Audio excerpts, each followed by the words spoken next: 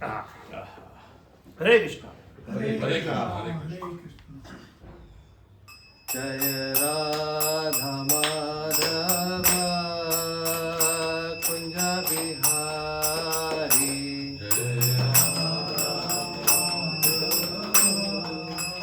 कुंज बिहारी जय गोपी जन गिरवरधारी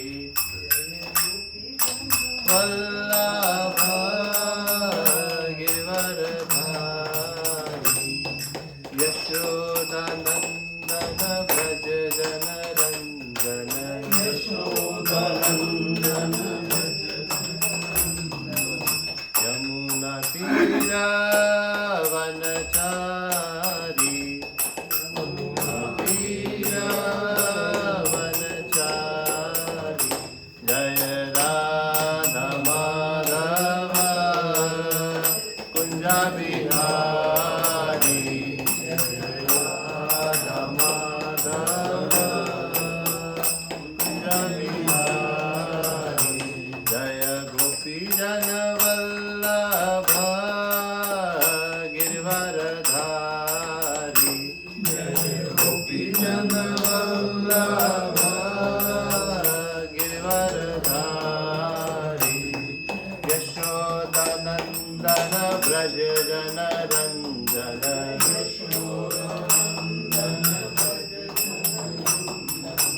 यशोदानंदन व्रज जन रंजन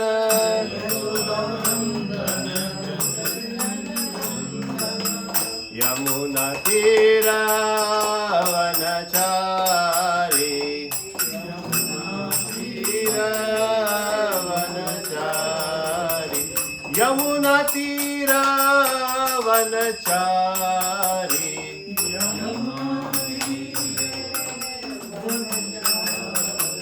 जय राधा माधव कुंज बिहारी कुंज बिहारी हरे कृष्ण कृष्ण कृष्ण हरे हरे हरे राम राम राम हरे हरे हरे कृष्ण कृष्ण कृष्ण हरे हरे हरे राम राम राम हरे हरे हरे कृष्ण कृष्ण कृष्ण हरे हरे हरे राम राम राम हरे हरे हरे कृष्ण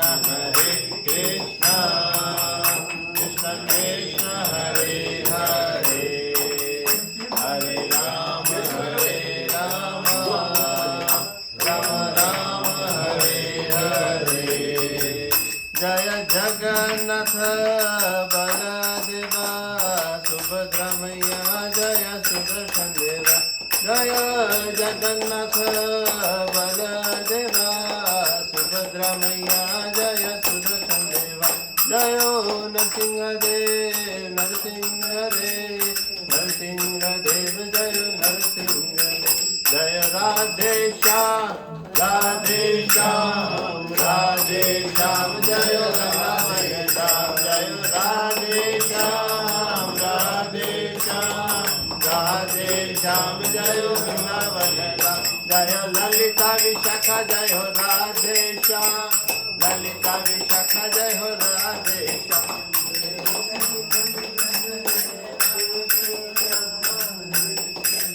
विशाखा जय हो राधे श्याम निताय गौरा हरि बोल हरि बोल निताय गौर हरि बोल हरि बोल हरि बोल हरि बोल हरे कृष्णा हरे कृष्णा। तो आप सभी का स्वागत है आज की कक्षा में। हरे कृष्णा। हरे कृष्णा। आइए आपका इंतजार था। नाम श्याम है ना, हाँ। श्याम नाम है, श्याम आए तो फिर तो अभी तक हमने क्या समझा, क्या पढ़ा, किसी को कुछ याद है? कितने आज हमारा कौन सा सेशन है वैसे, कितना नंबर का सेशन है आज? चौथा आज चौथा है, आज पांचवा है, पांचवा अध्याय चौथा अध्याय चौथा सेशन हमारा पांचवा है। सेशन पांचवा होगा मगर अध्याय चौथा अध्याय चौथा है, पहला महात्म्य था ना। वो इंट्रोडक्शन वो पहले ट्रायल था। ट्रायल बोल तो पहले तो हमने इंट्रोडक्शन देख लिया था, भगवत गीता जरूरी क्यों है।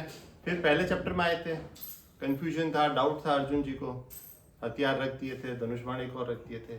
फिर दूसरे अध्याय में भगवान धीरे धीरे ज्ञान देने का प्रयास किए, आत्मा का ज्ञान दिए, निष्काम कर्म योगा दिए। फिर तीसरे चैप्टर में जाके कर्मा को थोड़ा सा डिटेल में थोड़ा सा हल्का हल्का बताया। लास्ट वाले में क्या, कोई एक पॉइंट याद है किसी को? लास्ट क्लास में हमने क्या सीखा, कोई एक पॉइंट याद हो? भगवान ने कहा कि तू कर्म कर, हाँ, लाभ हानि दुख सुख ये सब छोड़ और धर्म के लिए युद्ध कर, तू विजय होगा। सही। अगर ये नहीं करेगा तो तेरे अपयश होगा, अपयश मरने समान होता है। मरने से मन होता। Very good. और किसी को कुछ याद है? दूसरा, और- भगवान को जो भोग चढ़ा के आप खाओ, प्रसाद खाओ, that is the key point, मतलब सबसे मेन की प्रसाद पॉइंट। वो नहीं करते हो तो आप पाप बाप खाते हो एकदम फर्क। ये प्रभु जी। और बिल्कुल है। और उन्होंने सब जाति संजाति राजा दशरथ का भी एग्जाम्पल दिया। Very good. Janak Janak example राजा जनक जी, राजा जनक जी, राजा हाँ उनका एग्जाम्पल दिया, सीता के फादर फादर जी के। तो वो बता नाम रहे बदल लिया हमने। यस, क्योंकि अपने कर्म करते हुए भी कैसे हम भगवान को प्राप्त कर सकते हैं। निष्काम मतलब जो कर्म करते भगवान के लिए कर दिया, एक्शन तो किया। अब उसी के अंदर ही आज का जो हमारा चैप्टर है, इसका नाम क्या है? दिव्य ज्ञान। तो ये एक्चुअली सेकंड चैप्टर के अंदर सब कुछ समरी फॉर्म में थोड़ा थोड़ा बताया, फिर भी अर्जुन का कंफ्यूजन तो क्लियर हुआ नहीं। तो ये 18वें अध्याय तक गाड़ी चलेगी, तो हर एक चीज को थोड़ा थोड़ा डिटेल में और भगवान बताएंगे। तो आज जो बात चर्चा होने वाली है वो क्या होने वाली है? दिव्य ज्ञान की। अभी दिव्य ज्ञान क्या होता है, क्या नहीं होता है, ये कैसे मिलेगा, इसके बारे में थोड़ी सी भगवान आज चर्चा करने का बता रहे हैं। तो अध्याय का नाम क्या है हमारा? दिव्य ज्ञान। ठीक है। तो देखिए इसमें, हालांकि इंग्लिश में लिखा, मैं आपको थोड़ा सा हिंदी में बता देता हूँ सिंपली तरीके से। ये सेक्शन वाइज डिवाइड कर दिया पूरे चैप्टर को। हम इस पूरे अध्याय में क्या पढ़ने वाले हैं। तो कुल मिला के 42 श्लोका है, 1 से 9 नंबर तक श्लोका में भगवान क्या कह रहे? ज्ञान दे रहे हैं। वो अपने बारे में ज्ञान दे रहे हैं। किसके बारे में? अपने बारे में। और ये ज्ञान कब से चला आ रहा है, क्या हो रहा है, कितना पुराना है, ये सब कुछ भगवान हमको बताएंगे। फिर भगवान बताएंगे 10 से 15 में कि हर इंसान चाहे या ना चाहे वो डायरेक्टली इनडायरेक्टली भगवान को फॉलो करता ही है। उसके बाद बताएंगे in action in action. In action in action का मतलब होता है कि कर्म में अकर्म। आप कर्म कर भी रहे हो लेकिन वो कर्म नहीं भी कर रहे हैं। आइए प्रभु जी, बैठिए। आप कर्म कर भी रहे हैं और कर्म नहीं भी कर रहे, दोनों बातें एक साथ। वो कैसे होगा, हम थोड़ा सा इसको लॉजिकली समझेंगे। भगवान भी इनको समझाने का प्रयास करेंगे। उसके बाद में आता है कि ना अलग अलग तरीके के यज्ञों के बारे में भगवान बताएंगे। हाँ, इधर भी बैठ जाइए, चलिए कोई दिक्कत नहीं। ठीक। देखिए ये है प्रयास। अवस्था में भले भी दिक्कत हो रही कुछ भी, लेकिन प्रयास है, डेडिकेशन है। इनको बहुत धन्यवाद, एक मिस ने किया। तो ये प्रयास है। भगवान एक्चुअली हमारी सक्सेस नहीं देखते हैं। अध्यात्म जीवन में हमें कितने श्लोका लर्न हुए, हमें कितनी नॉलेज याद रही कि नहीं रही, इट डजंट मैटर। मैटर क्या करेगा, भगवान यही देखेंगे इसको भले कुछ आए कि नहीं आए, इस इंसान ने प्रयास किया। एफर्ट्स भगवान देखते हैं, उसके अलावा भगवान और कुछ नहीं। हरे कृष्ण, वेलकम।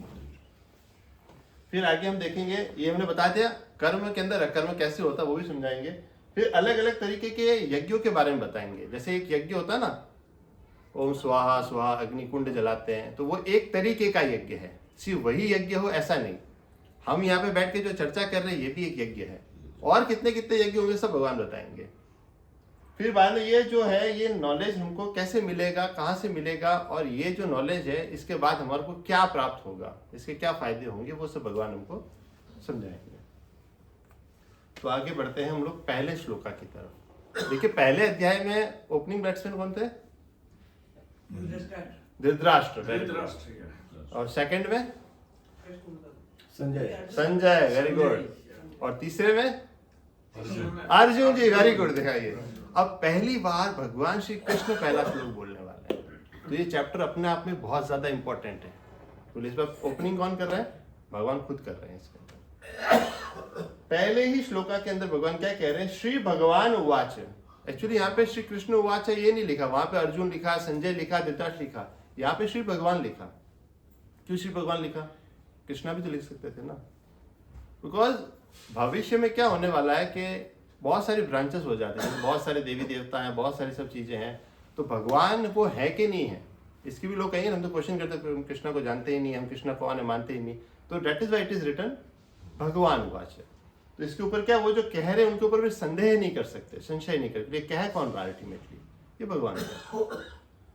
पहला श्लोक बहुत प्यारा है। इमं विवस्वते योगम प्रोक्तवान अमयोगम विवस्वान विनवे प्राह मनुरिश्वाक वे ब्रवीत। आप में से कोई पढ़ेंगे इसको?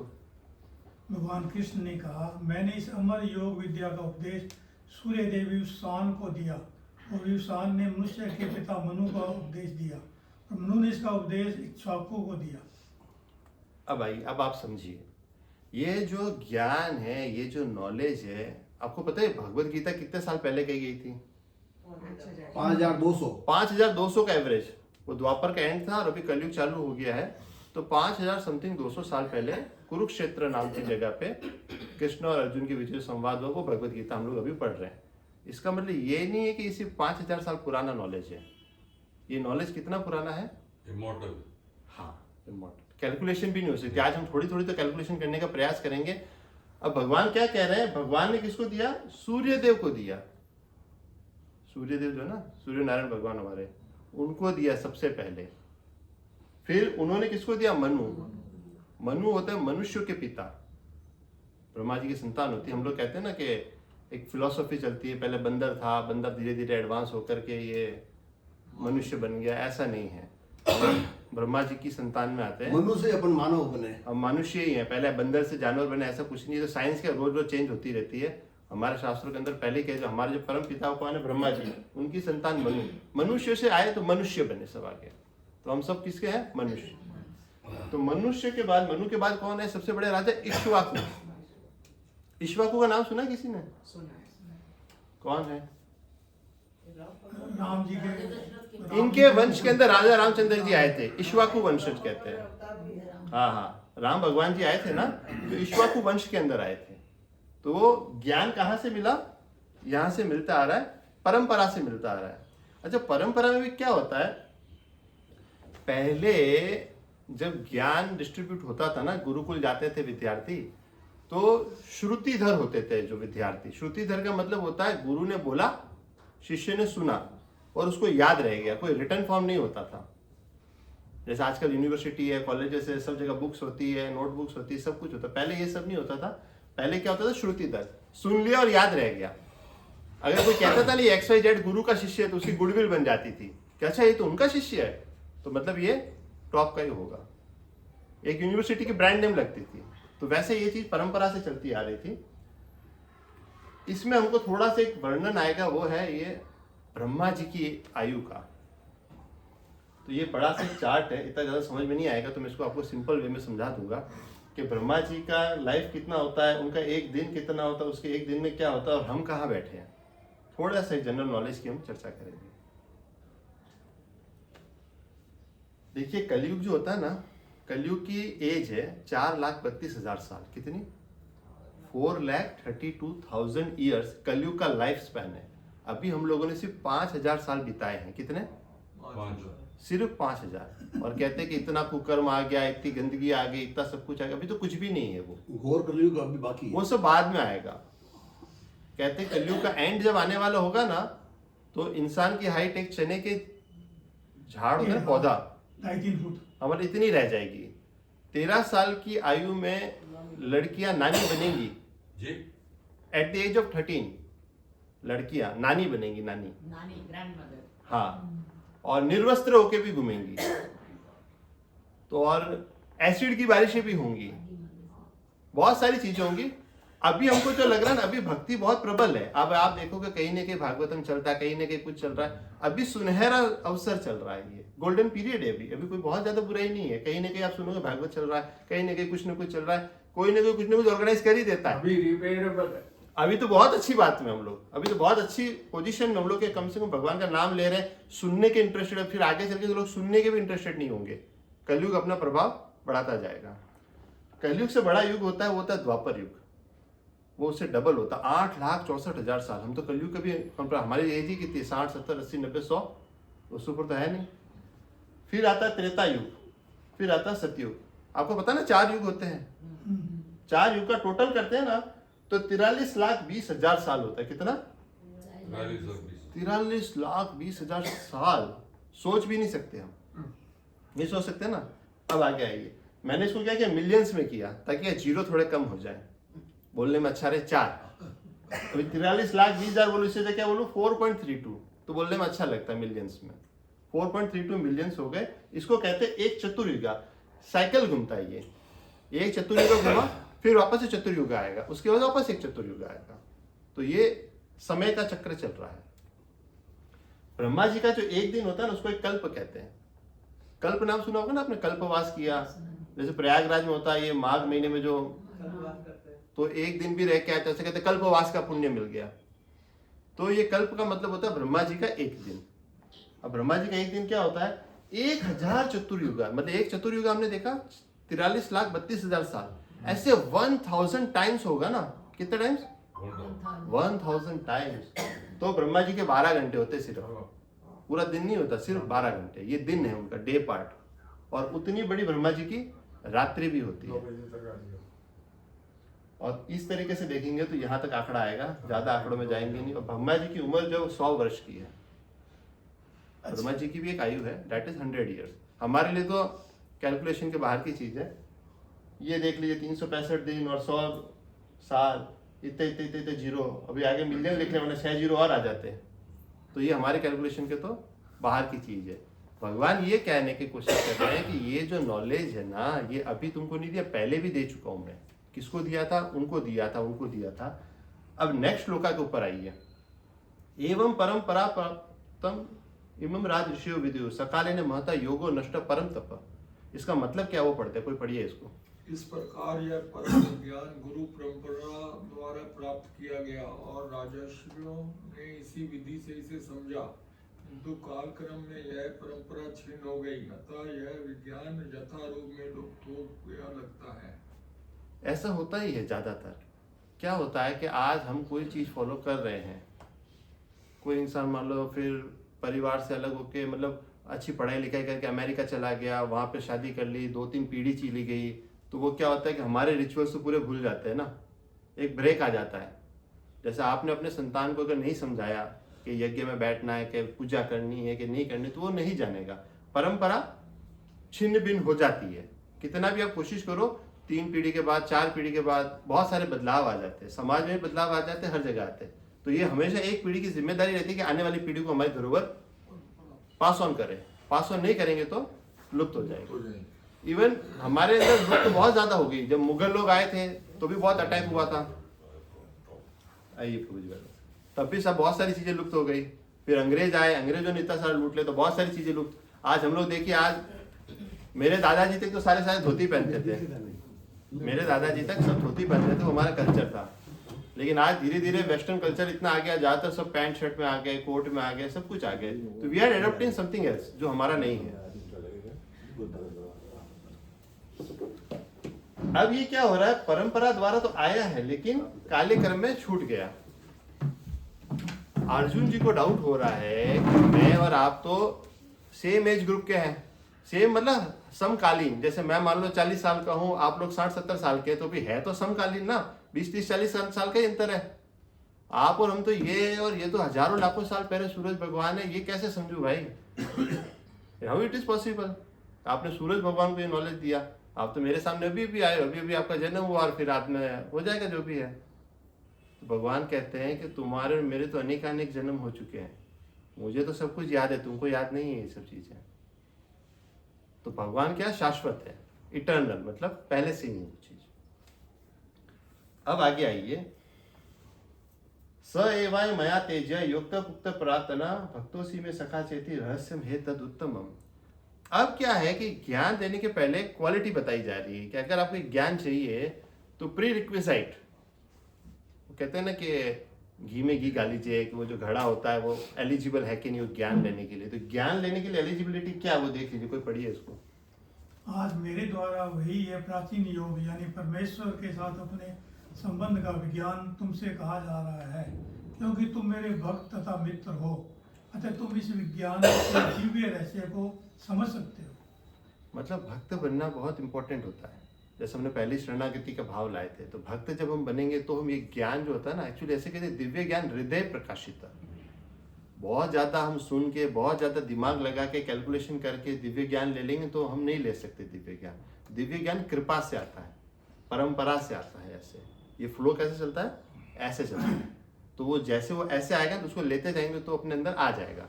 हम ऐसे ऐसे चढ़ने का प्रयास करेंगे तो ग्रेविटेशनल फोर्स नीचे खींचेगा, हम ऊपर ज़्यादा चढ़ नहीं पाएंगे। इसीलिए फ्लो से आने देना चाहिए, परंपरा से। अब ये श्लोक तो आई थिंक सब लोगों को याद भी होना चाहिए। B.R. चोपड़ा साहब ने बहुत ज्यादा इसको हिट किया था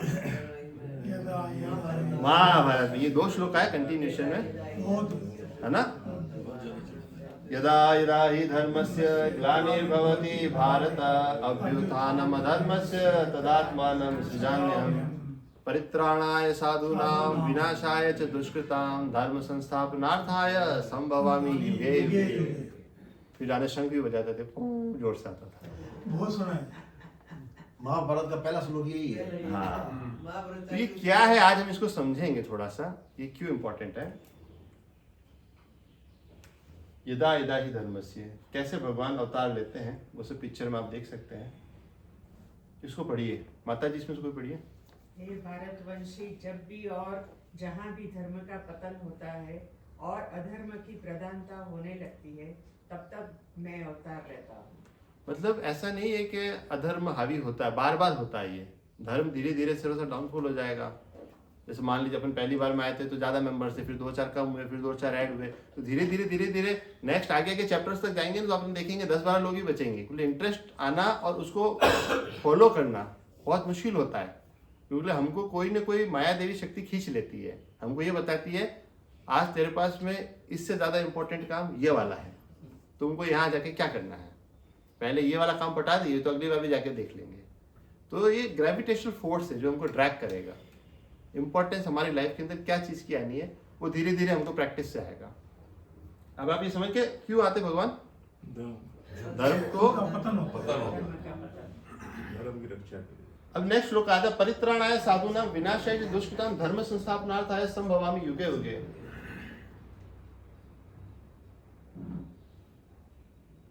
देखिए, परित्राणाय साधूनां मतलब जो होता है उनकी रक्षा करने के लिए, विनाशाय च दुष्कृतां दुष्टों का विनाश करने के लिए, और धर्म की संस्था। से 3 पार्ट कहेंगे। क्या बोले उन्होंने, भगवान ने 3 रीजन दिए। क्या रीजन से आते हैं? सबसे पहला रीजन क्या है, प्राइमरी रीजन भगवान का क्या है, भक्तों का उद्धार करना। दूसरा रीजन आएगा दुष्टों का विनाश करना। तीसरा रीजन आएगा कि धर्म की फिर से स्थापना करना। तो ये प्रायोरिटी है। सबसे भगवान की सबसे पहली प्रायोरिटी क्या है, भक्तों का उद्धार करना। भगवान की सबसे पहली प्रायोरिटी वो रहती है। और दूसरी प्रायोरिटी में क्या रहता है, दुष्टों का विनाश करना। और तीसरे में आएंगे धर्म की फिर से स्थापना करना के लिए मैं हर युग में प्रकट होता हूँ। हर युग में आते हैं भगवान। क्यों आते हैं, ये क्या रीजन है, किस लिए आते हैं, कारण क्या उनके आने का? ये कारण यही है उनके आने का। भगवान कौन कह रहे हैं, खुद कह रहे हैं, अपने बारे में नॉलेज दे रहे हैं। क्या दे रहे हैं, ये दिव्य ज्ञान चैप्टर का नाम क्यों, भगवान अपने बारे में कुछ बोल रहे हैं। He is saying about himself. मैं एक बात पूछूं। Yes Prabhu ji. There have been many instances, बहुत ऐसे किस्से हुए हैं, जैसे बंगाल में फेमिन हुआ था, हजारों लाखों लोग मरे थे ड्यूरिंग विंस्टन चर्चिल डेज। आप देखो यूरोप में, पोलैंड में बहुत जूस को मारा गया था। जब हिंदुस्तान पाकिस्तान हुआ था लाखों लोग मरे थे। आज बांग्लादेश में भी तकलीफ। इस तरीके के काफी इंस्टेंसेस हैं जो हिस्ट्री को पता है, मैं को एकदम बारीकी से याद नहीं है, बट जब पढ़ता हूँ तब बातें। वर्ल्ड वॉर जब हिरोशिमा नागासाकी, कहते हैं कि रशिया को दिखाने के लिए जापान के ऊपर बम फेंका गया था कि मैं इतना ताकतवर हूँ। ये तो सब इनोसेंट लोग थे। सॉरी बट नहीं नहीं तब सही कौन आया पॉइंट अच्छा है, पॉइंट अच्छा है। तब कौन आया था? नहीं ऐसा नहीं होता, देखिए प्रभु जी, इसकी एक्सटेंसिटी होती है। जैसे मान लीजिए आपके घर में नल नहीं चल रहा है, लेट्स टेक एन एग्जांपल, छोटी सी बीमारी, एक लाइट नहीं चल रहा है, तो आप ये एक्सपेक्ट करेंगे कि मोदी जी आके वो काम करके जाएं? नहीं। तो हर चीज़ की एक एक्सटेंसिटी होती है कि कितने लेवल का कोई काम है जब भगवान स्वयं आएंगे। अब भगवान को कब आना है कब नहीं आना है, ये इंटेलिजेंसी जो है ना, ये हम भगवान के ऊपर ही छोड़ देते हैं। हमारी बुद्धि इतनी सक्षम नहीं है कि हम इस सारे कैलकुलेशन कर सकते हैं कब भगवान को आना है कब भगवान को नहीं आना है। आप तो 4 बार मोदी जी को बुला लो कि मेरे नीचे सोसाइटी में फंक्शन है, ध्वजारोहण के लिए आ जाओ, 26 जनवरी आ रही है ना, अब मोदी जी को बुलाइए। आप 4 बार बोलोगे, चारों बार नहीं आएंगे तो आप फिर गाली देना चालू कर दे, यार मोदी कैसा आदमी, आता ही नहीं है। एक्सटेंसिटी सोचनी पड़ेगी हमको, किस लेवल पे जाके कौन सा इंसान आता है। हाँ, भगवान के भक्त आते हैं, पहले भगवान के पार्षद आते हैं, वो धीरे धीरे करके प्रचार करते हैं, धीरे धीरे करके आगे आगे बढ़ाते हैं। बट एक जब सीमा आ जाती है, जब अब भगवान को स्वयं ही आना पड़ता है, फिर तो वो कब आने पड़ते हैं। और एक साथ जब इतने सारे लोगों का संहार होता है ना, तो it is all the combined Karma. आप जो भी आज भोग रहे हैं ना, वो हजारों जन्मों के आपके कलेक्टेड कर्मास हैं। जब कुछ कुछ लोगों के इकट्ठा कर्मास होता है तो उनको एक साथ उसका पनिशमेंट मिलता है। कोई इंसान योग 43 लाख से ज्यादा है, तो उसमें भगवान 43 लाख में आएंगे तो अपनी तो उम्र कितनी का है, 100 साल की जब आएंगे भगवान तो अति हाँ अति मतलब हो जाएगी। और हमारे पुकारने पे होता है, ऐसा नहीं कि अभी भी नहीं आएंगे। आप अगर एक्सटेंसिटी से अगर आप पुकारेंगे तो भगवान आपके लिए भी आएंगे। आपने बहुत सारे भक्तों का देखा होगा पिछले 500 साल के अंदर भी, मीराबाई का देखा होगा, नरसिंह मेहता का देखा होगा। ऐसा भक्त भी तो होना चाहिए ना, सारे के सारे। आपकी प्योरिटी इतनी होनी चाहिए ना, how much you are poor, how much you are following the system, based on that god will reciprocate. जब इतने ऋषि हो जाएंगे, तपस्या करेंगे, उत्तर ये आने वाला है अभी, 11वें नंबर श्लोक में ही आने वाला अभी, आप देखिए। चलिए हम आगे आते हैं। पुनर्जन्म नहीं होता, ये 9वां श्लोक है, बहुत इंपॉर्टेंट है, एसेंस आप इसको समझ लीजिए। जन्म कर्म चे मैं दिव्यम एवं यो वेति तत्वतः तत्वा देहम पुनर्जन्म नैति मामेति सो अर्जुन। भगवान क्या कह रहे हैं, पढ़िए इसको एक बार। कोई ये पढ़िए। अर्जुन, जो मेरे आविर्भाव तथा कर्मों की दिव्य प्रकृति को जानता है, वह इस शरीर को छोड़ने पर इस भौतिक संसार में पुनः जन्म नहीं लेता, अभी तो मेरे सनातन धाम को प्राप्त होता है। देखिए, भगवान का जो जन्म है और भगवान का जो कर्म है, दोनों दिव्य हैं। उसको पहली बात तो हम हमारी बुद्धि से समझ नहीं सकते जानते नहीं कि भगवान कब जन्म लेंगे, कब कौन सा कर्म करेंगे। If we are not eligible, ये इतनी हायर लेवल की बातें हैं।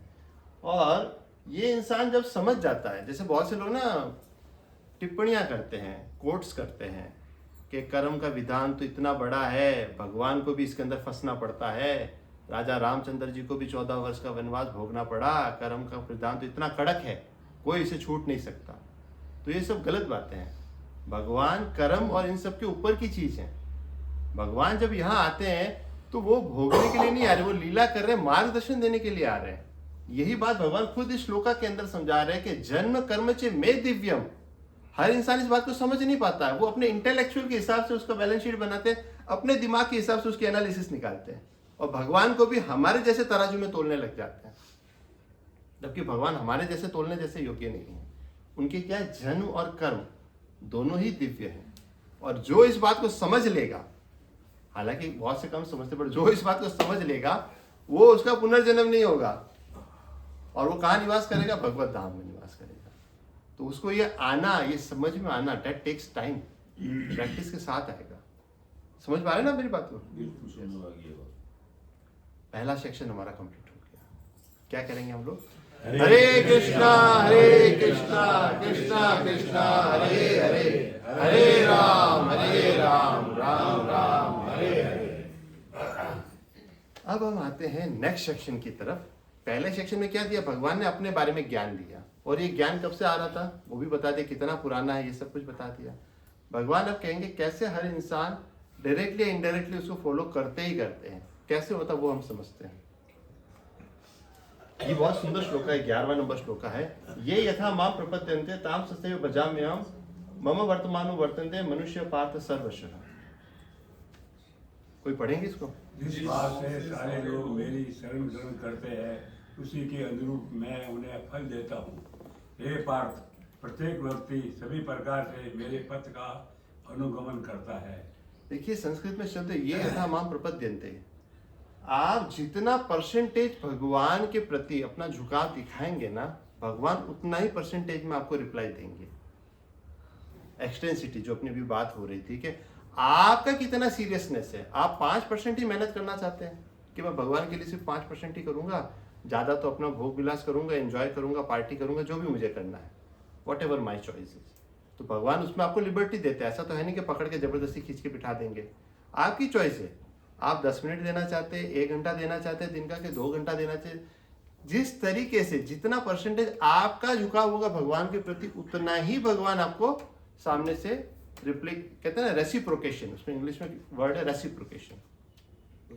तो हमारे एक्सटेंसिटी के ऊपर डिपेंड करता है कि हमको कितना भगवान के प्रति आगे बढ़ना है। हम चाहे तो हफ्ते में 1 घंटा ही कर लें, भले ना भी करें, फिर चाहे तो हफ्ते भर रोज बुक खोल के थोड़ा थोड़ा पढ़ने का भी अभ्यास कर लें, सब हमारे ऊपर डिपेंडेंट है। अब भगवान बता रहे हैं कि ये जो समाज है हमारा, इसको 4 विभागों में डिवाइड किया है। और ये विभाग में डिवीजन किसने किया? भगवान ने स्वयं किया है। चातुर्वर्ण्य मया सृष्टम गुण कर्म विभागस्य तस्य कर्तारम अपि मां विधीय कर्तारम अव्ययम्। चातुर्वर्ण्य मया सृष्टम, ये जो सृष्टि है इसको 4 डिवीजन। आप इंडिया में जाओ, अमेरिका में जाओ, यूरोप में जाओ, कहीं पे भी चले जाओ, there are always 4 class of peoples. But India के अंदर क्या हुआ कि बहुत से लोगों ने इसको कास्ट सिस्टम कर दिया, तोड़ मरोड़ के अपने फायदे के लिए। जैसे कुछ ब्राह्मण होंगे, कुछ वो होंगे ऊंची जाति वाले, अरे हम ऊंची जाति वाले, तुम नीची जाति वाले। जातिवाद का भगवान ने नहीं किया था। भगवान ने क्या किया था? गुण और कर्म के हिसाब से। किसके हिसाब से? गुण और कर्म। आज मान लीजिए कोई ब्राह्मण है, ब्राह्मण का बेटा नॉनवेज की लारी पे जाके नॉनवेज खाता है, तंबाकू मसाला सब कुछ खाता है, दारू पीता है, तो क्या वो ब्राह्मण है? नहीं है। बट कोई एक ऐसा इंसान है, बोले वो शूद्र के घर में पैदा हो, लेकिन सारे ब्राह्मण के कार्य कर रहा है। अब जैसे होता है ना कि आज घर में ब्राह्मण को खाना खिलाएंगे, कुछ वो कहते हैं ना, सीधा देते, क्या देते हैं हर बार देते हैं, क्या दान दक्षिणा देते हैं, तो वो फलेगी नहीं आपको। भले वो जन्म से भले ब्राह्मण है, मुंह के अंदर पान मसाला चल रहा है, आपने घर पे पूजा करने के लिए बुला लिया, पूजा अभी दिवाली पूजा तो ब्राह्मण लोग खाते हैं गुटखा, एक पूजा बोलते, वो बोलेगा 2 मिनट रुको मैं अपना गुटखा खा के आता हूँ। नहीं पूजा करते करते खाता है। ओ माय गॉड, मैंने तो एक बार देखा पूजा करते करते वो खा रहा था और ना 2-3 दाने गिरते हैं हमारे, वो विमल के दाने होते हैं ना, वो सामने ग्रंथ रखा, उसके ऊपर दाने गिर रहे हैं। आप बताइए, अब आज के कलयुग में शुद्धता तो रही ही नहीं गई। ब्राह्मण समाज मतलब सबसे उच्च कोटि का समाज, सब उसको देख के तो फॉलो करेंगे। आजकल तो ब्राह्मण भी इन सब चीजों में लिप्त होकर रखे हैं। और ब्राह्मणों के कहते हैं ना, जो इंसान घर में नॉनवेज खाता है वो तो खा ही लेता है, और जो जैनी होते हैं, जो ब्राह्मण के बच्चे होते हैं ना, उनकी वजह से तो नॉनवेज की लारियां चलती हैं, वो लोग घर में खा नहीं पाते हैं। और फिर धीरे धीरे 1 पीढ़ी आ गई, 2 पीढ़ी आ गई, तो वो पूरे नॉन वेजिटेरियन बन गए। वो शास्त्रों का ज्ञान तो खंडित हो गया। अब वो जाति के ले गए, टैग आया क्या, ये ब्राह्मण जाति का है। बस अब वो ब्राह्मण जाति का है तो उसको घर में बिठा के खाना खिलाने से आपको कुछ मिलने वाला नहीं है। इसको ऐसा भी कहा है कि खार वाली जमीन होती है ना, अगर उसमें अपन धान डालेंगे तो वो उगेगा नहीं, वो व्यर्थ जाएगा। तो ऐसा मतलब नहीं, ये कर्मों के ऊपर आपको ध्यान पात्र होना जरूरी है। पात्र कैसा है? सुपात्र को दान देना, कुपात्र को नहीं देना। बिना प्याज लहसुन का खाते भैया आज हमारा। सही बात है, बहुत सारी चीजें मिलेंगी हमको। मैं खाली एक एग्जांपल दे रहा हूँ। तो भगवान ने क्या बोला कि सोसाइटी 4 क्लास में डिवाइडेड है। कौन कौन सी है? एक तो हो गया ब्राह्मण, ब्राह्मण का काम क्या है? नॉलेज देना, ज्ञान देना, ये सब कुछ। दूसरा क्षत्रिय, क्षत्रिय का मतलब है एडमिनिस्ट्रेशन है, रूलिंग है, प्रोटेक्शन है, वो सब कुछ है। तीसरा वैश्य मतलब बिजनेस क्लास हो गया। चौथा हो गया शूद्र मतलब लेबर क्लास हो गया। अब ये जो 4 डिवीजन आप कोई भी कंट्री में चले जाइए, आपको सब इस 4 विभाग के अंदर ही कोई ना कोई मनुष्य काम करता हुआ दिखाई देगा। तो ये जो काम है, ये डिवाइड किसने किया? भगवान ने बनाया ये चीज। आप जिसमें भी हो, डजेंट मैटर, आप शूद्र में हो, इसमें हो, आप किसी में भी हो, आप अपने कर्मों को भगवान को समर्पित करते करते रहिए। यज्ञ हमने सीखा था ना वो चीज, तो उसमें आप कोई भी हो, आपको दिव्य ज्ञान प्राप्त होगा। ऐसा नहीं कि पहले के लोग क्या ऐसा कहते हम ब्राह्मण है तो हम ये सीखेंगे, तू शूद्र तू चला जा, तू इस मंदिर में नहीं घुस सकता, तू ये नहीं कर सकता, बहुत सारी चीजें। इसको पढ़िए कोई। प्रकृति के तीनों गुणों और उनसे संबंध कर्म के अनुसार मेरे द्वारा मानव समाज के 4 विभाग रचे गए। यद्यपि मैं इस व्यवस्था का सृष्टा हूँ, किंतु तुम यह जान लो कि मैं इतने पर ही अकर्ता हूँ। मतलब भगवान कह रहे ये सिस्टम मैंने बनाया है, लेकिन मैं इस सिस्टम का पार्ट नहीं हूँ। मेरे तो जन्म और कर्म दिव्य है, पर नॉर्मल इंसान क्या है, उसी को भी इसी तराजू में तोलने लग जाते हैं। समझ पा रहे? डिफरेंशिएट कह रहे, भगवान खुद कह रहे ये चीज कि हमको एक सेम नहीं कर सकते तुम इस चीज के अंदर। यहाँ पर क्या 3 गुण बताए गए, जैसे आपने पूछा था लास्ट वाले रजोगुण क्या होता है, तो वो भी हम समझेंगे। 3 प्रकार के गुण होते हैं। कौन से होते हैं? सतोगुण, रजोगुण और तमोगुण। तो जैसे हमारे अंदर गुण होंगे वैसे हम लोग कर्म करेंगे। एक छोटे से चार्ट के अंदर हम समझ लेते हैं, जैसे ब्राह्मण हो गया, क्षत्रिय हो गया, वैश्य हो गया, शूद्र हो गया। 4 कैटेगरी बता दी भगवान ने, ठीक है ना। 4 कैटेगरी में ये वाले लोग क्या होते हैं, ये बुद्धिमान वर्ग है पहले के जमाने से। आज के कलयुग में हम लोग ये नहीं समझ सकते, क्योंकि आज क्या सब कुछ खिचड़ी हो गया है। ब्राह्मण जो होता है शूद्र वाली जॉब करने जाता है, बोलते उसमें सैलरी ज्यादा मिलती है। आप समझ रहे हैं ना, आजकल ये सब खिचड़ी हो गया, समाज पूरा मिक्सअप हो गया। तो ये सिस्टम अभी व्यस्त एकदम बिखर सा गया है, लेकिन फिर भी नॉलेज के लिए हम लोग ये समझ रहे हैं। ब्राह्मण हो गया बुद्धिमान वर्ग, वो होता है हमेशा सत्व गुण के अंदर, और वो नॉनवेज खा रहा, पान मसाला खा रहा, तो सत्व गुणी तो नहीं है। दूसरा है क्षत्रिय, व्यवस्थापन वर्ग। व्यवस्थापन मतलब एडमिनिस्ट्रेशन पार्ट, रूलिंग पार्ट, कोई मतलब इस तरीके की चीज को होते कहते हैं क्षत्रिय पार्ट। उसके अंदर क्या होता है, रजोगुण होता है। तीसरा क्लास आता है वैश्य, that is called business class. Business class क्या करता है, व्यापारी वर्ग होता है। व्यापारी वर्ग में क्या होता है, रजो भी होगा और तमो भी होगा, मिश्रित होता है थोड़ा बहुत, थोड़ा थोड़ा वो ये भी करेगा, थोड़ा थोड़ा ये भी करेगा। इनके अंदर प्योर रजोगुण होता है। प्योर रजोगुण मतलब वॉरियर भी होते हैं, ये भी होते हैं, सब कुछ एकदम वही चीज, वो कमाने के ऊपर नहीं होते वो चीज।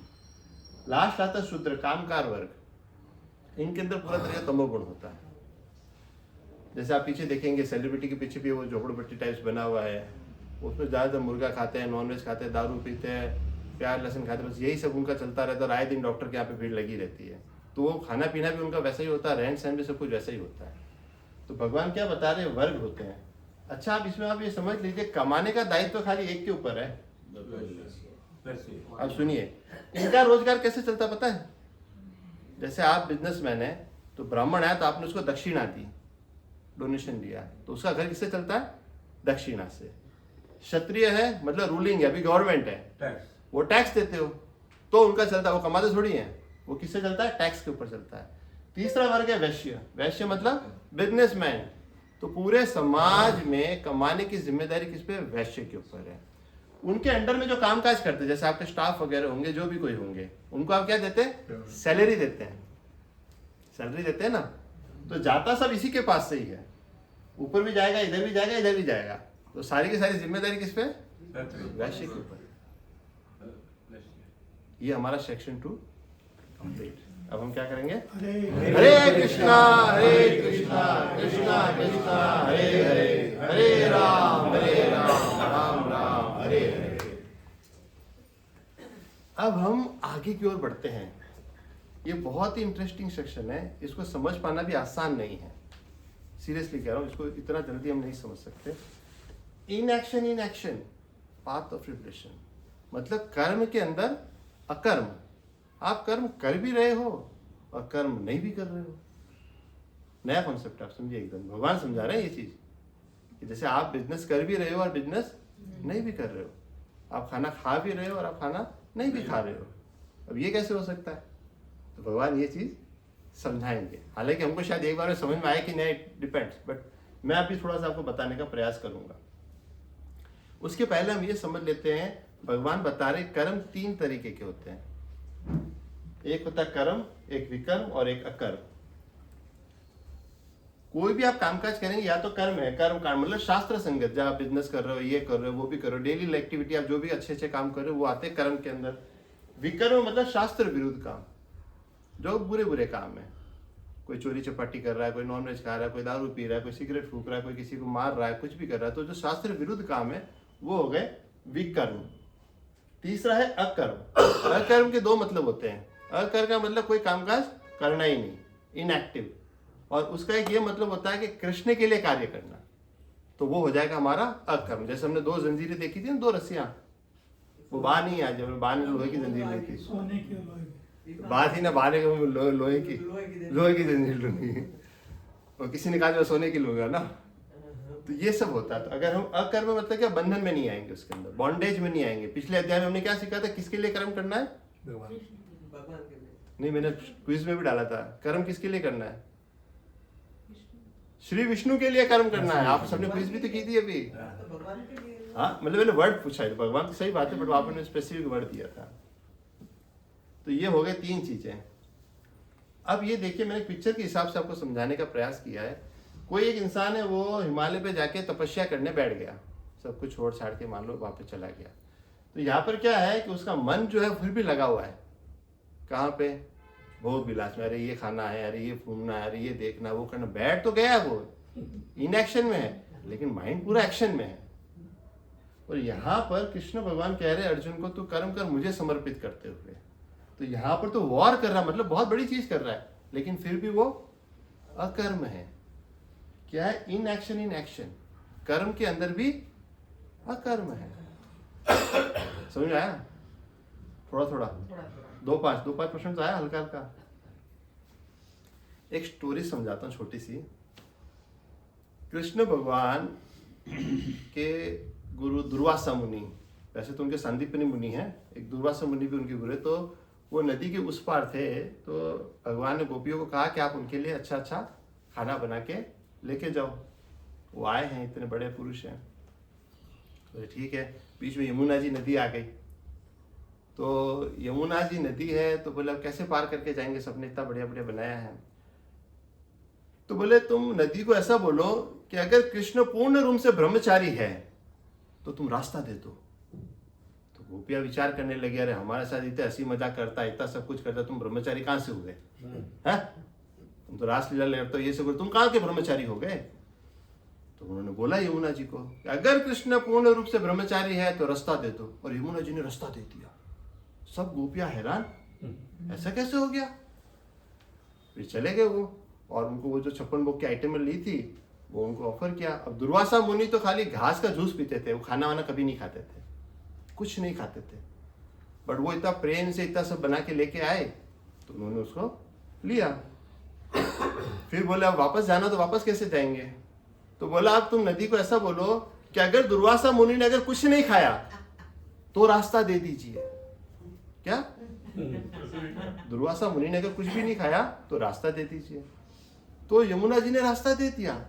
फिर गोपी हक्की बक्की, अरे ये क्या, अभी तो हमारे सामने 56 को खाया, इतने सारे पकवान खाए हैं, ये कैसे हो गया? समझ के बाहर की चीज है। तो भगवान ने समझाया कि देखो दुर्वासा मुनि ने जो खाया ना, उनको नहीं खाना था वो चीज। तुम इतना प्यार से बना के लेके आई हो, तो तुम्हारे को खुश करने के लिए उन्होंने वो पाया है। उनकी इच्छा नहीं थी वो चीज खाने की, मतलब वो खा के भी उन्होंने नहीं खाया, खुद के एंजॉयमेंट के लिए नहीं खाया। सामने भक्त आए, इतनी प्रसन्नता से लेके आए, उसको स्वीकार किया है उनकी प्रसन्नता के लिए। फिर वो अपना भी एग्जाम्पल देते हैं कि मैं आपके साथ में इधर हूं, मुझे इस चीज की जरूरत नहीं है। आपने इतनी तपस्याएं करी, वो बड़े बड़े ऋषि मुनि है, आपको ऐसा स्वाद देने के लिए मैं आपके साथ हूं। मेरी इच्छा नहीं है मैं चीज करूं। तो आप समझ गए थोड़ा सा कर्म और अकर्म, थोड़ा थोड़ा कॉन्सेप्ट क्लियर हुआ, हल्का हल्का।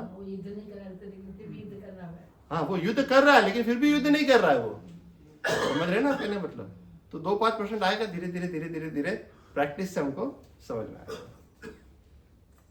Section 3 complete. क्या करेंगे हम? हरे कृष्णा कृष्णा कृष्णा हरे हरे, हरे राम राम राम हरे हरे। अब भगवान बताएंगे कि ये जो ज्ञान है, पहले भगवान ने क्या बताया? अपने बारे में ज्ञान बताया, फिर थोड़ा सा कर्मों के बारे में बताया, वो समाज के बारे में विभाजन बताया, फिर कैसे कर्म है क्या है। अब ये भगवान बताता है कि कैसे अलग अलग तरीके के यज्ञों से हम लोग को ज्ञान प्राप्त होगा। अब देखिए, ये यज्ञ का मैंने फोटो दिया आपको। यज्ञ मतलब आपको ऐसे ही लगता है ना, कुंड बना हो, अग्नि हो, स्वाहा आहुति दी जाए, उसको यज्ञ कहते हैं ना। वही एक प्रकार का यज्ञ है, सिर्फ यही यज्ञ हो ऐसा नहीं है। हम जब नाम जप भी साथ में करते हैं, हरि नाम साथ में लेते हैं, तो ये हरि नाम जप का यज्ञ है।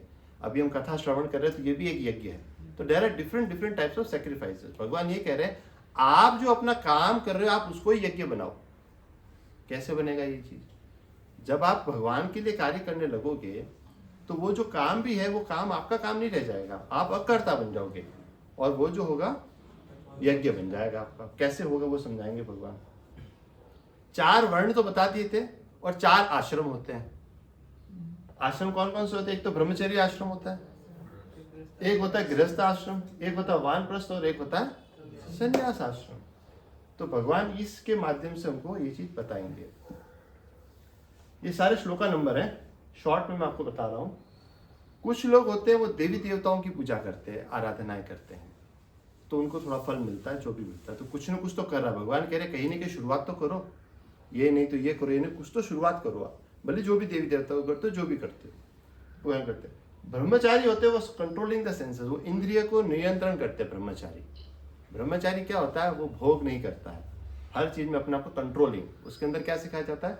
Controlling power. गृहस्था जो होता है वो सारे कार्य करता है लेकिन कृष्ण के लिए करता है, तो उसका भी जो हाउस होल्ड वर्क भी है वो सारा का सारा क्या बन जाता है?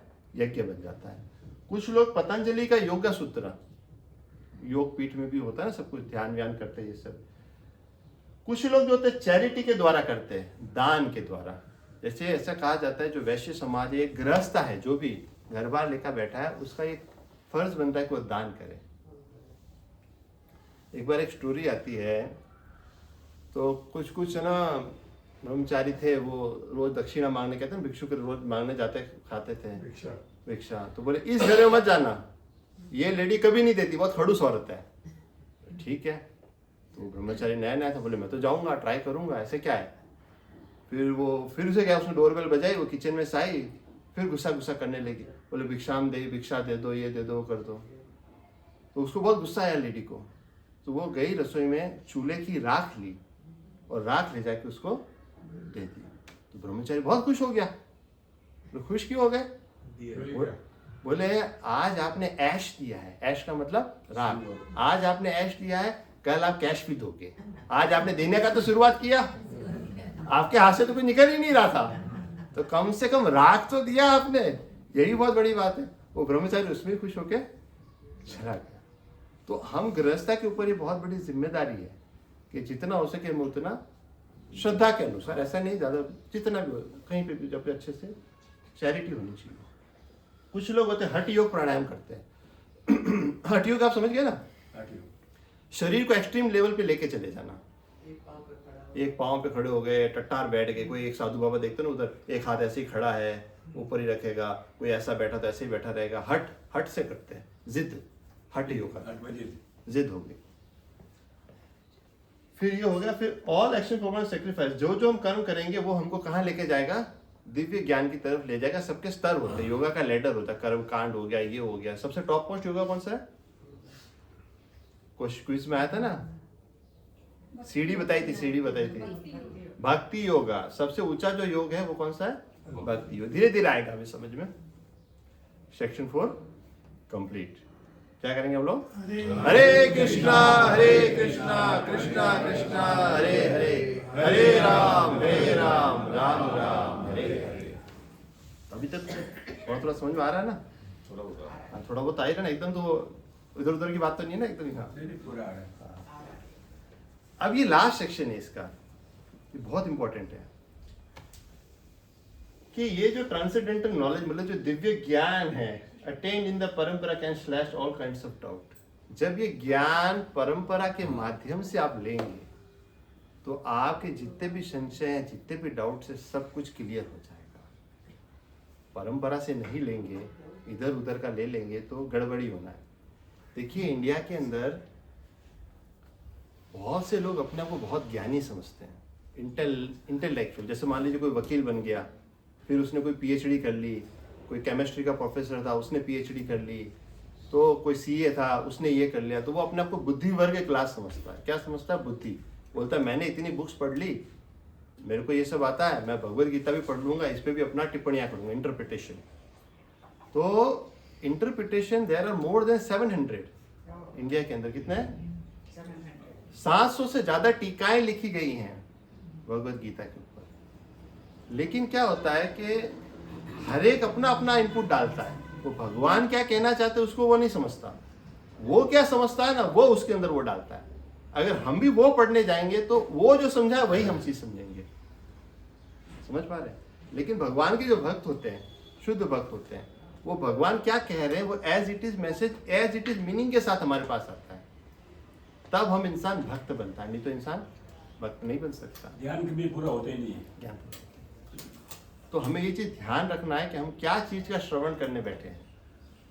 परंपरा होती है, जैसे यहाँ पर क्या होता है, परंपरा बताई गई, जो कृष्ण भगवान से निकल के नारद जी वगैरह वहां से होते होते सब गुरु से डिसाइपल से होते होते यहाँ तक आ रहे, अब यहाँ तक आ रही। हम ये जो पढ़ रहे हैं ना, ये है Bhagavad Gita as it is. इसका नाम क्या है? एज इट इज, मतलब यथारूप। ये भगवत गीता आपको मैं बता रहा हूँ, मोर देन 70 लैंग्वेजेस पूरे दुनिया में, कितने ज्यादा भाषाओं में? 70 से ज्यादा भाषाओं में उपलब्ध। और आज की डेट में मोर देन 89 करोड़ कॉपीज इसकी बिक चुकी है, डिस्ट्रीब्यूट हो चुकी है। मतलब आप समझ पा रहे, 89 करोड़। और इसके बाद में मतलब इवन फॉरेनर्स इतने ज्यादा भक्त बन गए जिन्होंने कभी ना कृष्ण का नाम सुना ना कभी राम का नाम सुना। आप कभी वृंदावन जाओ, मायापुर जाओ तो यू विल सी कैसे फॉरेनर लोग शिखाएं रखते हैं, धोती कुर्ता पहन के आते हैं। आपको लगे यार हम तो इंडिया में रह के नहीं कर सके, तो फॉरेन वाले कर लिए। लेकिन क्या होता है कि हम लोगों के अंदर एक माइंडसेट है, हम लोग फॉरेनर्स को ही ज्यादा फॉलो करते हैं। जैसे योगा हमारा था, हमारे था ना इंडिया का, अब ये रूट होके आ रहा है फॉरेन से।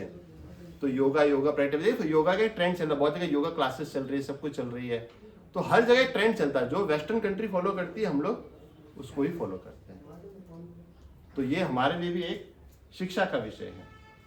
अब ये जो ज्ञान है, भगवान कह रहे ज्ञान लेना कैसे है, किसके पास जाके ले भैया ये ज्ञान? वेरी इंपॉर्टेंट श्लोक है, मतलब एक एसेंस समझ लीजिए।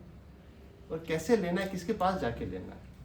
इसका श्लोक का उच्चारण ऐसे होगा, तत्विद्धि प्रणिपातेन परिप्रश्नेन सेवया उपदेशन्ति ते ज्ञानम ज्ञानिनस्तत्वदर्शिनः।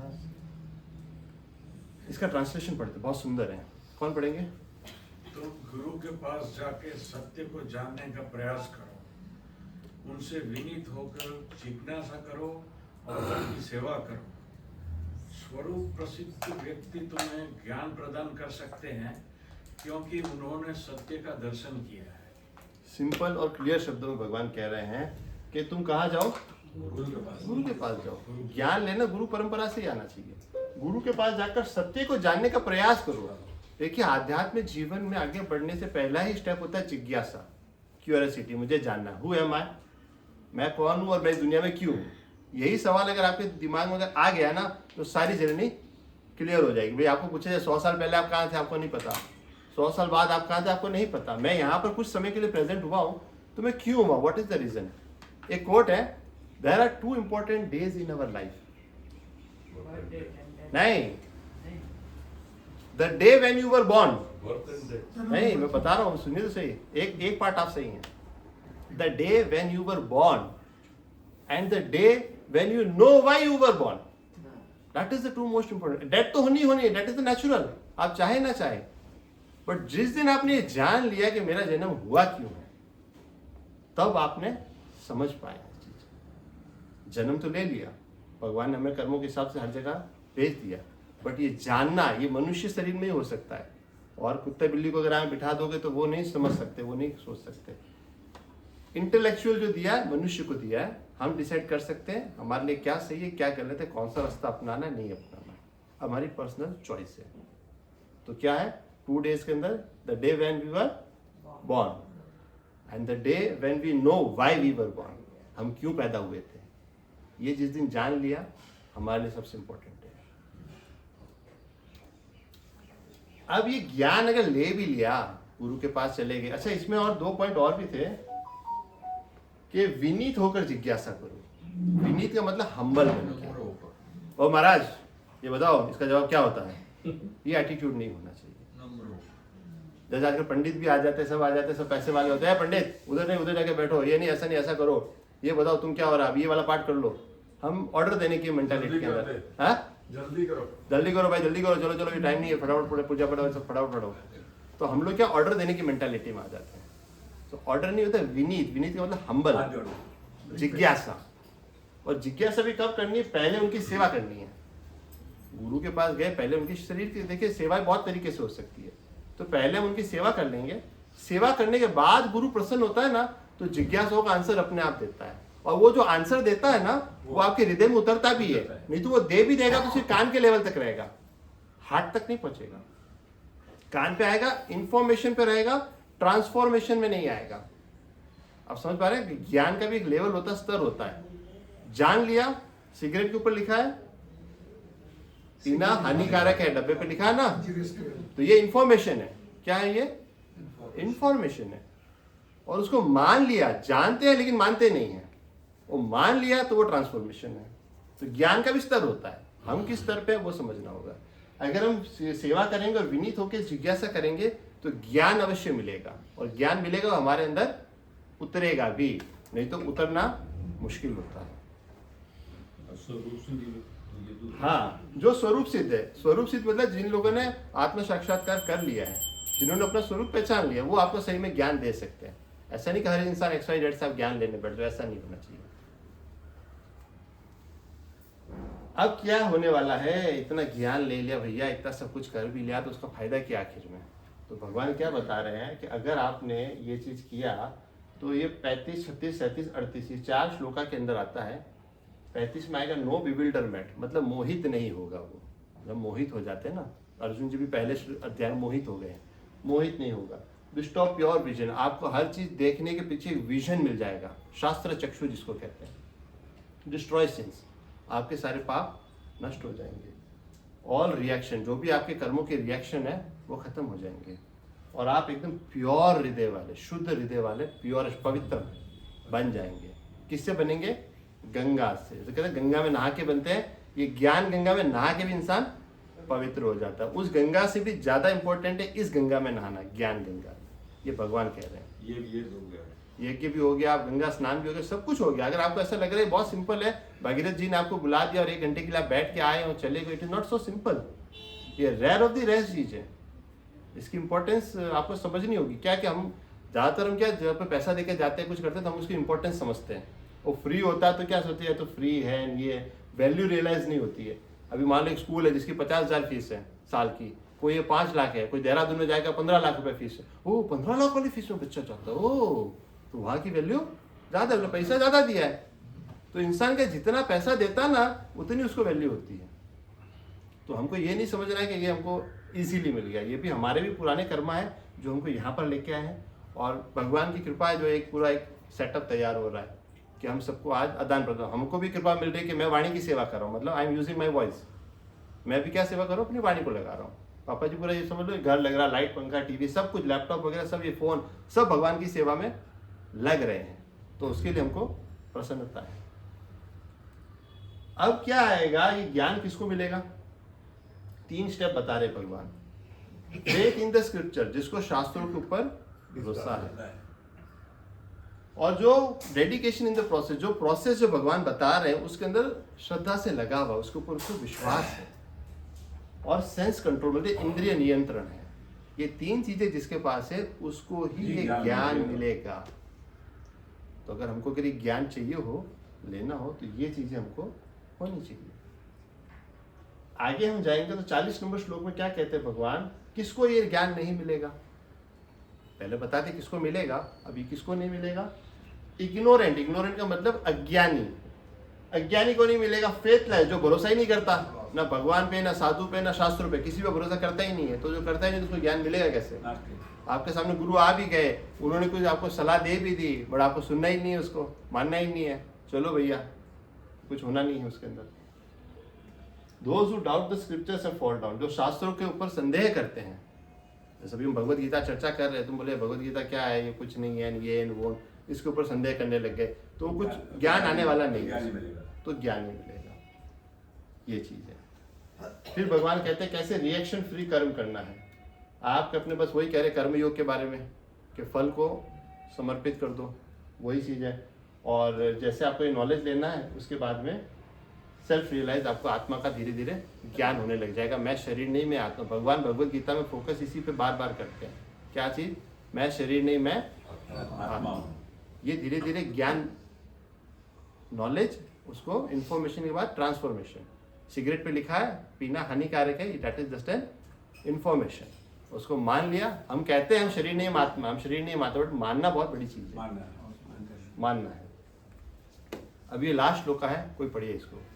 अतएव तुम्हारे हृदय में अज्ञान के कारण जो संशय उठे हैं उन्हें ज्ञान रूपी शस्त्र से काट डालो। ये भारत, तुम योग से समन्वित होकर खड़े हो और युद्ध करो। भगवान हमेशा हर स्टेज के बाद क्या बोलते हैं? युद्ध करो। फिर बोलते हैं युद्ध करो। फिर अर्जुन नहीं समझता तो अगला चैप्टर फिर चालू हो जाता है। क्या अब और उसका कोई डाउट बाकी रह गया? उधर ही बोल दिया था युद्ध करो, फिर तीसरा अध्याय भी आया, कुछ क्वेश्चन और पूछा, फिर चौथा अध्याय, फिर क्या बोल दिया? युद्ध करो। अभी भी डाउट सॉल्व नहीं होगा तो अभी क्या होगा? नेक्स्ट चैप्टर और आएगा, जब तक समझेगा नहीं। जब तक 100% नहीं समझ जाएगा। तो आप ये समझ गए? तो क्या कह रहे हैं कि तुम्हारे अंदर ये जो है ना अज्ञान के कारण जो संशय होता है, डाउट हमेशा अज्ञान के कारण होता है। जब ज्ञान आ जाएगा तो डाउट मिट जाएगा। तो ये ज्ञान रूपी शस्त्र से इसको काट डालो। इसको काटने का शस्त्र क्या है? ज्ञान। तो जो वही दिव्य ज्ञान लेने के लिए आज हम लोग यहाँ इकट्ठा हो गए। ठीक है, हरे कृष्णा। हरे कृष्णा हरे। तो आज का जो है श्लोका जो लर्न करना है, आप लोग प्रयास कर रहे हैं श्लोका लर्न करने का? कोई प्रयास कर रहे हैं? मैं ग्रुप में ऑडियो भी डालता हूँ, कुछ ट्राई करिए। देखिए आएगा कि नहीं आएगा वो भगवान पे छोड़ दीजिए। आपने ट्राई किया ना तो आपकी वो कहते हैं ना नोटबुक में उधर हाजिरी रजिस्टर में भगवान लिख देंगे बंदे ने ट्राई तो किया।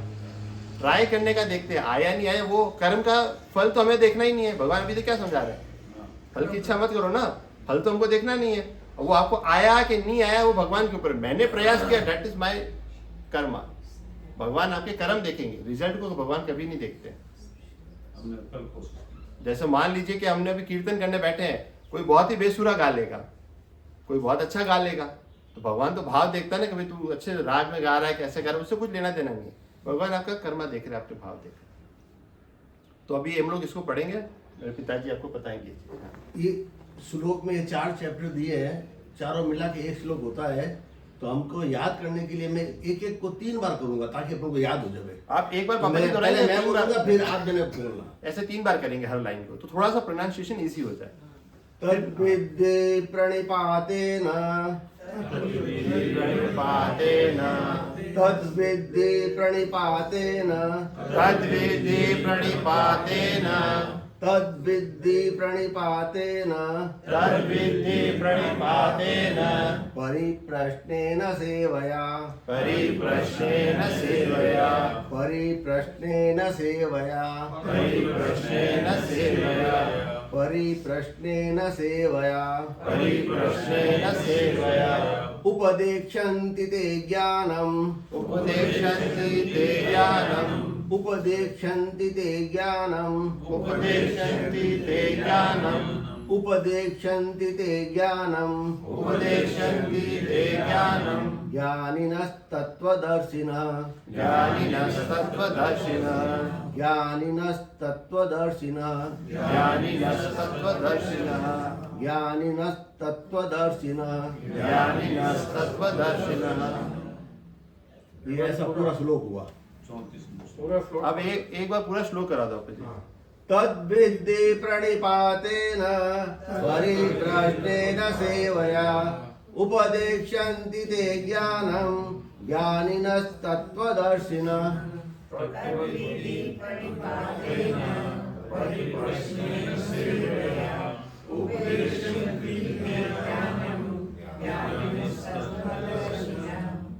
हमें हमेशा हर हफ्ते आते हैं ना तो एक श्लोक हमको कंठस्थ करना, याद करना। मतलब आप अपने आप को कनेक्टेड फील करेंगे जब आप ये करेंगे तो आप अपने कनेक्ट। किसी कोई जिज्ञासा, कोई प्रश्न, कुछ?